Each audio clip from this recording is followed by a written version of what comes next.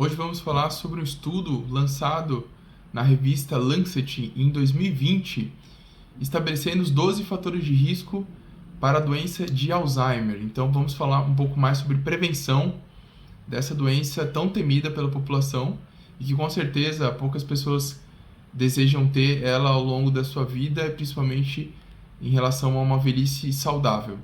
Em relação à demência de Alzheimer, nesse estudo de 2020, o Lancet estabeleceu que 60% dos fatores de risco são desconhecidos, mas 40% a gente consegue atuar e são fatores de risco modificáveis. Então é uma taxa muito importante.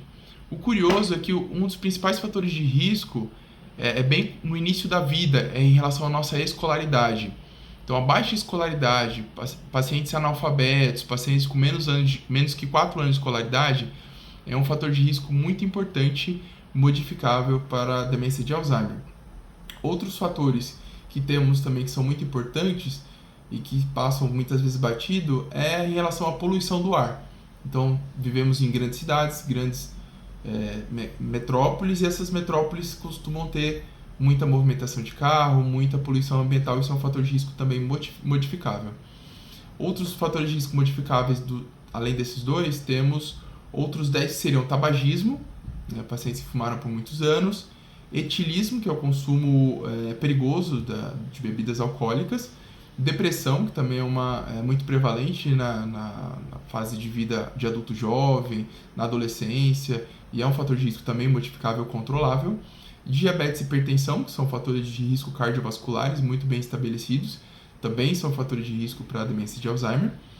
E temos também perda auditiva, que muitas vezes acontece na nossa população idosa e que às vezes é muito subdiagnosticado ou subvalorizado e que precisa de uma avaliação do otorrino, uma avaliação audiométrica, para a investigação melhor da questão da perda auditiva, e que é reversível dependendo da causa e dependendo do uso, às vezes, de um aparelho auditivo, quando bem indicado.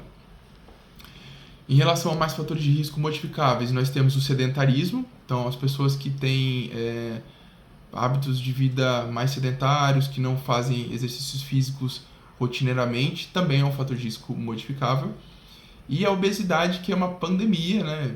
No mundo, nós temos muitos pacientes obesos, até obesidade infantil, que é uma coisa que preocupa muito. Então, a obesidade é um fator de risco, com certeza, também modificável para evitar lá na frente a demência de Alzheimer.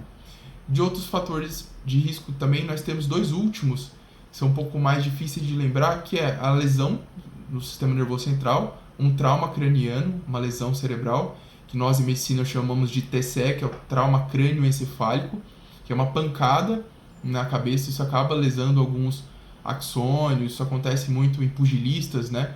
Então, boxeadores costumam ter muita lesão axonal difusa por muitos traumas, pancadas na cabeça.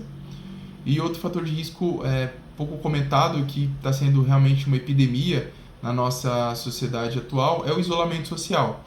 Então, nós temos muitas famílias isoladas, muitos adultos que se sentem muito sozinhos, que têm poucos amigos, pouco convívio social.